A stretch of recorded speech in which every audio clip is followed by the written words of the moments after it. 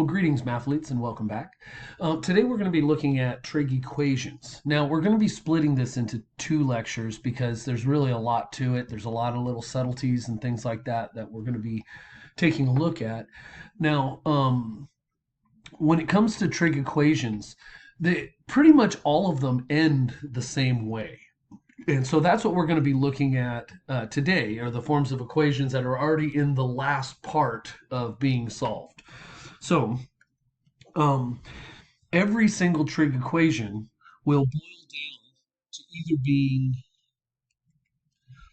sine bx equals some number. I'm just going to put n. Cosine bx equals some number, or tangent bx equals some number. Right? All of them boil down to that point. Now, what we're going to be looking at today is how to deal with equations that look like this and how to represent the solutions, because depending on how the question is asked, there could be a few solutions or there could be an infinite number of solutions, and we want to be able to represent both of those types of solutions at the same time. So we'll go ahead and take a look at our first example. And for these first ones, I'm not even going to bother with b. I'm just going to make b equal to 1 and go from there. Now, there's a couple of things I want you guys to remember. Okay, when it comes to the period of these things, remember the period of sine is 2 pi over b. The period of cosine is 2 pi over b, and the period of tangent is pi over b. Right, so that b does make a difference, but for these first examples, we're going to make b equal to 1, so we don't have to deal with that extra variable for the moment. Okay, so let's go ahead and take a look at this scenario. Let's suppose you're walking down a dark alley, and someone hands you this equation. It says sine x equals 1/2. What are all of the solutions? And so we're going to have to play around with this. Okay, now, from our unit circle, I think I'll draw this in black. Let's see if I can draw a circle here. Close enough. We just need a sketch. Okay, so sine is equal to 1/2. And remember, that means that the vertical side of this right triangle is equal to 1/2, this height here, right? Now, if it's equal to 1/2, we know that x would be at 30 degrees or pi over 6. We're going to do this in radians. So x is pi over 6. Now, that is not the only solution, though, because if I'm over here, right, this height also is 1/2. It's the same height. So that means I have a second angle over here, and so I need this angle as well, right? So since we know this smaller angle is the same as this smaller angle over here, what we can do for the second angle, we can take pi and subtract the first angle. And so that gives me that x is equal to pi over 6 and 5 pi over 6. Okay, so I have two answers here. Now, those are the only two answers in a single revolution. Okay, so if you were asked to find all of the answers between 0 and 2 pi, you would be done with this at this point. But I had said find all of the solutions. And so to represent all of the solutions, we actually write this two different ways. We know that x equals pi over 6 is a solution. And that represents this angle here. But if I add 360 degrees or 2 pi to it and come all the way around, I'm going to end up with the same value again, right? And so that's with adding 2 pi to it, because 2 pi is the period. So what we do, we're going to add 2 pi to represent the next solution, right, in the next rotation. But there's a bunch of rotations after that.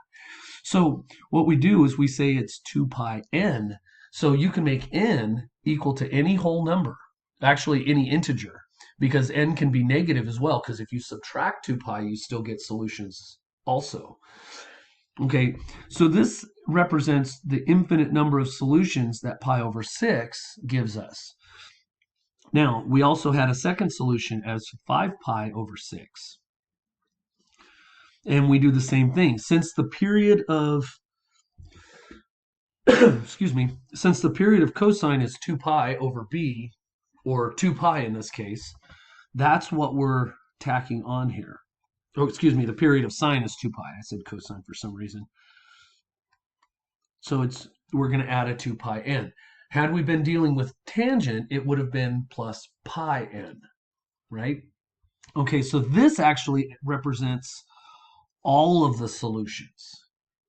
And you might actually see this too, although a lot of the time it's left out because it's understood. You may see n is an integer written down in there somewhere. You could also see it written this way. N is, and they use this double stamped z to represent the integers. Right? So it's a double stamped z there. So just be aware of that. Right? That sometimes shows up. Sometimes they want you to add that in there.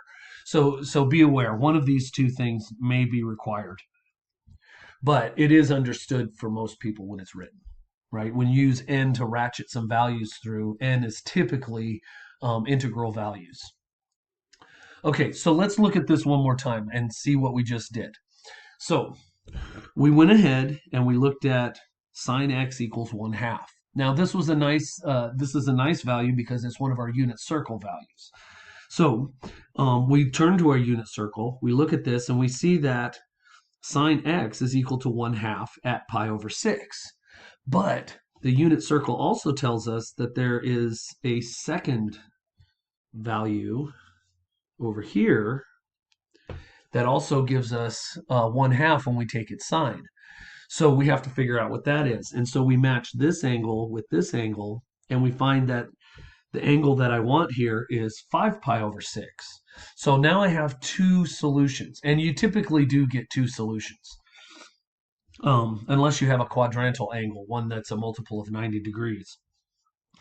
In any case, what were we saying here? Oh, yeah. So we found our two solutions, and then what we do is we have to add n times the period, right? So whatever the period happens to be, you end up just throwing an n on it when you want to represent all of the solutions. So be aware of that, okay? Now, let's go ahead and take a look at the next one here. Okay, so now let's go ahead and try the same thing with cosine. So let's put it in black. There we go. So let's say I have, that is not, try it again. There we go. So let's say I have cosine x equals 1/2, right? So we have to think about what it looks like on the unit circle. All right, so cosine ends up being 1/2. And remember, cosine is an x value, right? So that means that cosine is going to be this length right here, right? So what angles end up with that x value? And you end up with two of them if you look very carefully. You have this one, and then you have this one down here. And the x value is the same for both of these. So you just need to figure out what the first one is, right? And if you want the second one, you know this angle is the same as this one. So this time, instead of subtracting it from pi, this angle right here is 2 pi. And so I'm going to subtract to go backwards here, right? To figure out what that angle happens to be. So if we look at our actual unit circle, not just the sketch, we find that cosine x is equal to 1/2 at pi over 3, right? So I have pi over 3 is the first angle. So I know that x is equal to pi over 3, which is 60 degrees, right? Now, the thing is, though, I have two places that I have that positive x value. I have this angle here, but I also have this angle over here. And so I have to figure out what this is. And that other angle is going to be 2 pi minus pi over 3. Okay, so what that ends up giving me is that, yeah, that's going to be 5 pi over 3 is my second angle that gives that to me. Okay, so now I have two of the angles. And you notice the difference here too. With sine, I reflected the other angle across the y-axis. With cosine, I'm reflecting across the x-axis. So that's something that's actually important. So we have two solutions. We have x equals pi over 3, and we have x equals 5 pi over 3. Now, those are the solutions if you're going between 0 and 2 pi. So sometimes that's asked for, they'll give you an interval, and this is actually interval notation. They'll give you this interval, and you'll see that marked in the problem, and that means that you need all of the solutions that are between 0 and 2 pi. If that was the case, you would be done, right? Because these are all of the solutions between 0 and 2 pi. These are the only two places in one rotation. But there are other rotations. So if you're asked to find all of the solutions, you end up adding 2 pi n to each of these. Well, that's kind of fun. Okay, so those are our introductory examples. Now, well, actually, there's one more because I want to do tangent as well. So we'll introduce that too. Now, tangent is a little different than sine and cosine because tangent has a different period, right? It only has a period of pi, and it's centered. If we look at the graph of tangent, well, let's try it with things that draw graphs. Let's try this one more time. Right, if I look at the graph of tangent, it goes up here, it goes down here, and then you have asymptotes at negative pi over 2 and at pi over 2. Right?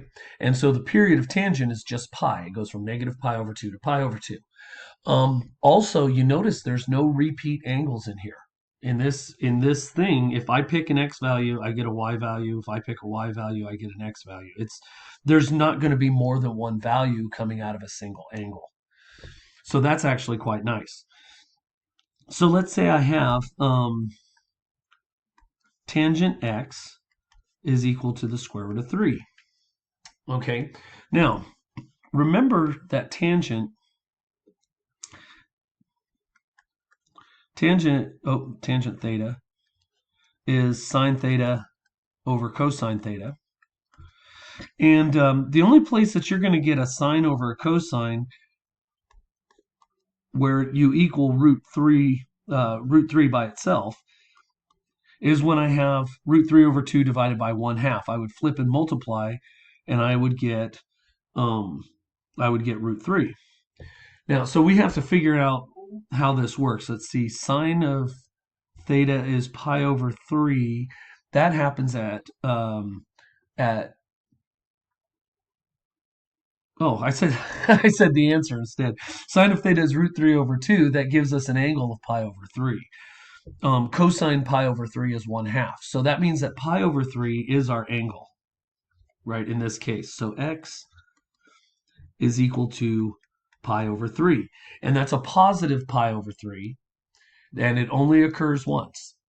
So if it only occurs once, all we have to do is add the period times n. Right? And so we have our full answer right here. If I want all of the solutions between, sometimes it says 0 and 2 pi. You actually end up with, you have to go out another period to be able to find all of them. And that's, you just ratchet up n until you pass 2 pi, then you know you're done. Okay. So, excuse me. So that's the basics of sine, cosine, and tangent. That's if b is equal to 1 and there's nothing else there. So it really boils down to looking at your unit circle and just kind of working backwards to figure out what that angle had to be to give you that trig function value. Okay, so now let's change b. That's what we want to do now. We want to take a look at b and see how this plays out. So let's say I have oh yeah. Let's say I have cosine of 3x is equal to 1/2. Okay, we did 1/2 before, so excuse me. So not a terribly big deal because we know some of our answers already then. Okay, so what you end up doing here is in your mind, right? You forget about the 3 on the x. We know from the unit circle, really what I'm doing here is I'm just looking at this as cosine theta equals 1/2 to start out with keeping in mind that theta is equal to 3x. Okay, so that's what I'm doing. I'm still solving for x. But if cosine theta is equal to 1/2, that means that theta, and we just found this out, is equal to pi over 3 or 5 pi over 3. Right? So it feels like we're done, but we're not. Here's the problem. We found theta. We want x. So what that means is I have two equations, one for each of these solutions. I have 3x is equal to pi over 3, and I have 3x. Actually, let's not put that underneath. I want to work down. And then the other one is 3x is equal to 5 pi over 3. Okay, now when you're working on these things and b is not 1, right? Really what you want to do is start by adding that original period in there. We know it's cosine, so that means it's 2 pi n. And that's the same thing over here, plus 2 pi n. And then we just look at what it means to solve this, right? If I want x by itself, that means I divide everyone by 3. And you can actually think of this as multiplying by 1/3 as well. But what you end up with is that x is equal to pi over 9 plus 2 pi n over 3. So that's dividing both sides by 1/3. Excuse me. Right? It's not so bad so far. Now, the other one, we have to do the same thing. We're going to divide by 3. So any denominators I can just multiply by 3. So x over here is going to be 5 pi over 9 plus 2 pi n over 9. Okay, so that actually represents all of the infinite solutions to this equation, right? Now, suppose we were given this a little bit differently. Okay, so suppose what we were told instead was not find all the solutions, but find solutions on the interval between 0 and 2 pi. Right, so that's all the solutions in one revolution. Right, that's really what we're looking at here. All right, so this can get a little bit messy. So I'm going to get rid of all this work here, and we're just going to look at these two solutions down here. So let's do this. There we go. Let's go ahead and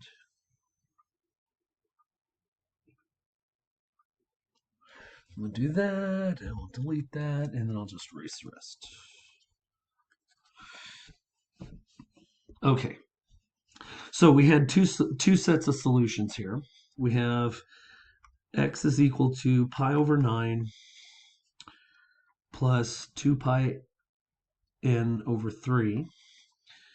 And then we also, that should be over 3 as well. I put that over 9.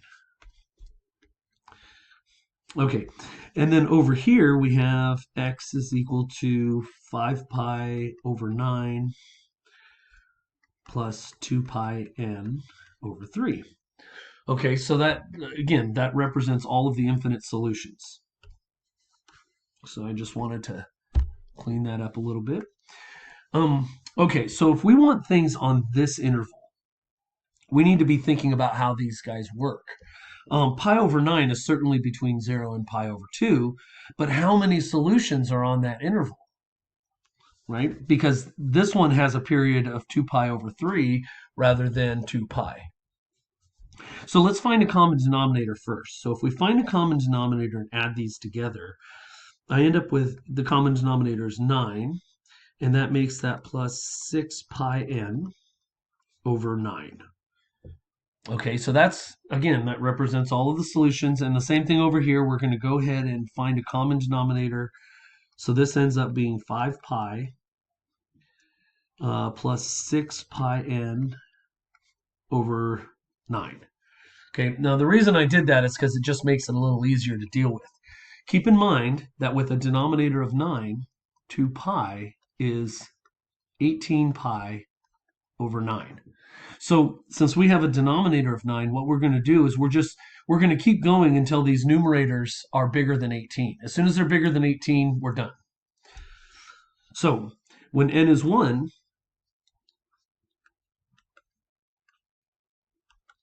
I get, well, let's see, if that's 1, that means it's pi plus 6 pi, so that's 7 pi over 9. Over here, if n is 1, I get 11 pi over 9, still less than 18 pi in the numerator.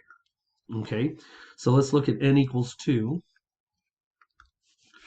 Okay, so if it's 2, that means I'm adding 12, so that's 13 pi over 9. And let's see here, if I add, that's 12 plus 5 is 17 pi over 9. And you can tell that one's getting a little, that one, the next one's going to be bigger than 2 pi. Over here now, let's see here. I need to, where'd we go? Okay, so now we need to look at n equals 3. So if n is 3, that's 18 pi, so that makes it 19 pi over 9, and that's too big, right? 19 is bigger than 18, so that's too much.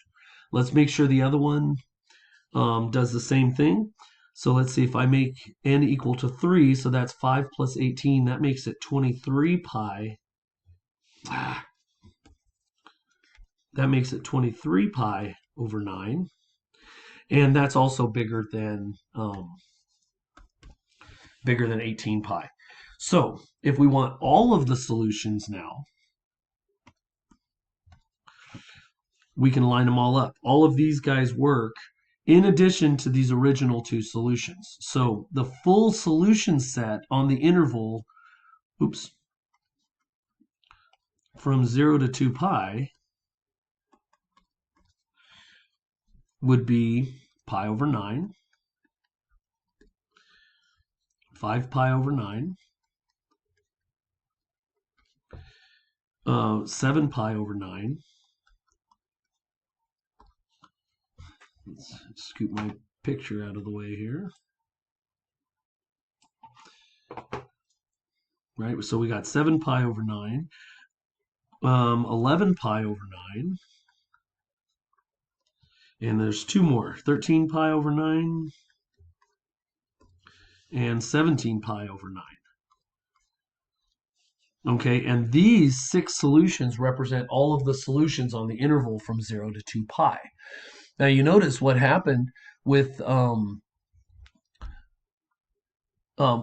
coefficient being 3.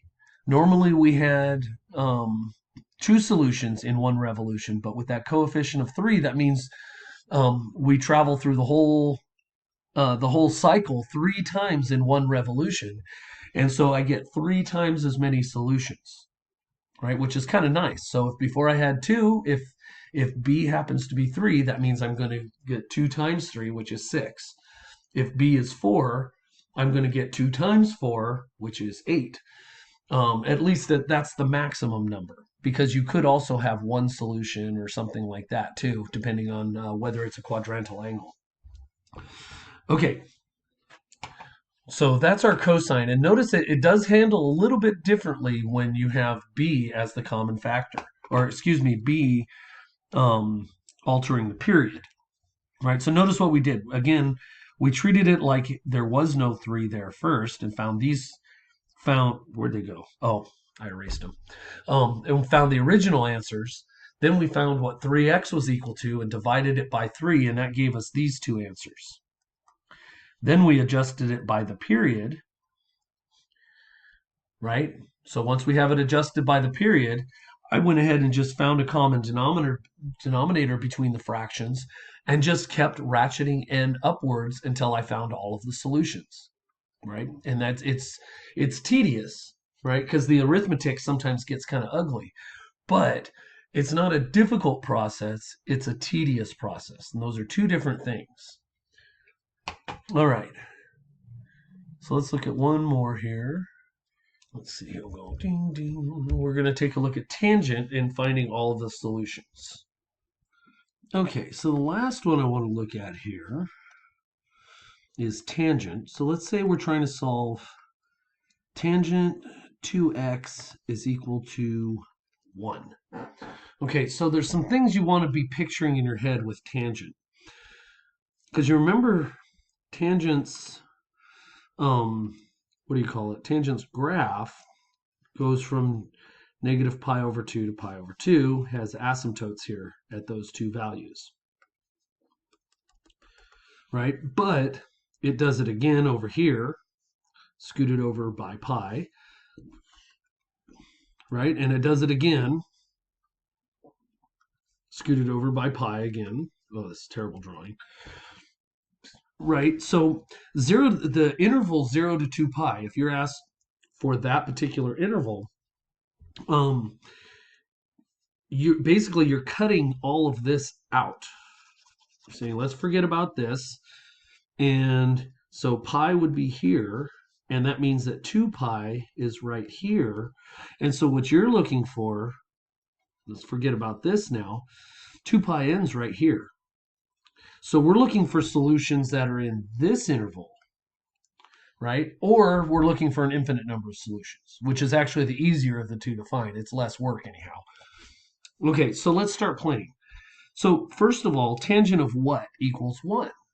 Okay, well, remember it's a ratio of sine and cosine, right? And so if sine 2x over cosine 2x is equal to 1, that's because sine is equal to cosine. And we know from our unit circle that happens, excuse me, that happens when sine is equal to cosine.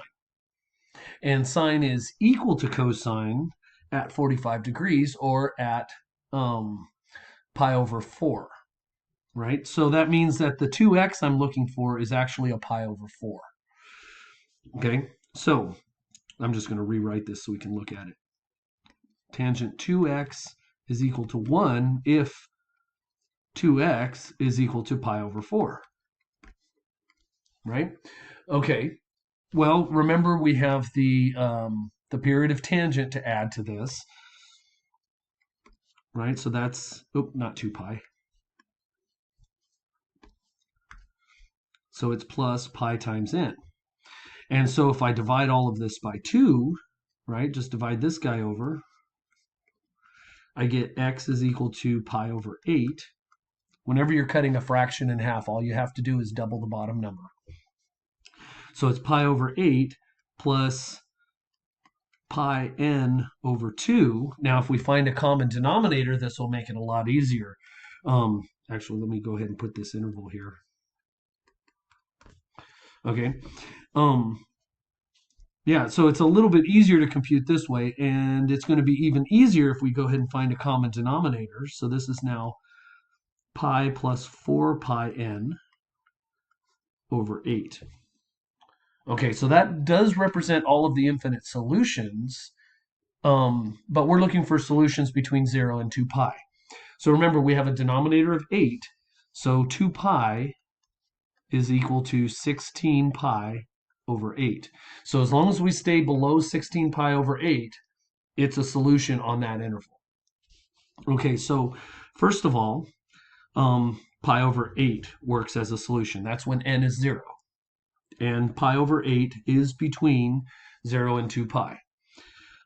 If I make n 1, then it's pi plus 4 pi over 8, which is 5 pi over 8.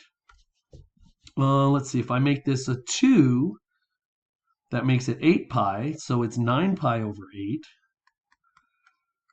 And you notice still, I'm still less than 16 pi over 8. Okay, so let's go up again. We'll add another 4 pi to that. So let's see, that's times 3, so that makes it 13 pi over 8. So we're getting closer, but we're still not there. Okay, let's do the next one now. Let's see here. So that was when n was 3, so let's make n 4. So that makes that 16 plus 1 makes that 17 pi over 8. And you notice how close, oh wait, that is now bigger than 16 pi over 8. So that's out. That one's no good. So these 4 answers are the answers that you want if you're talking about finding all of the answers on this particular interval. If you are looking for an infinite number of solutions, you want all of the solutions, this is actually a pretty typical way to write it. Right? So you've gotten to see how you represent both solutions. So if you want all of the solutions, it's this.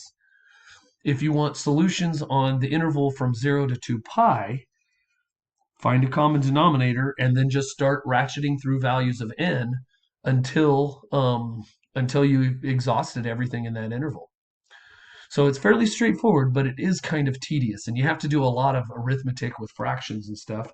But that's okay because fractions are your friends, right? And even if you say they're your enemies, you keep your friends close and your enemies closer. So know your enemy. Okay, so in any case, that concludes the lecture. If you guys have questions, please come and ask me. I absolutely want to answer your questions. And until next time, keep your pencils and your wits sharp.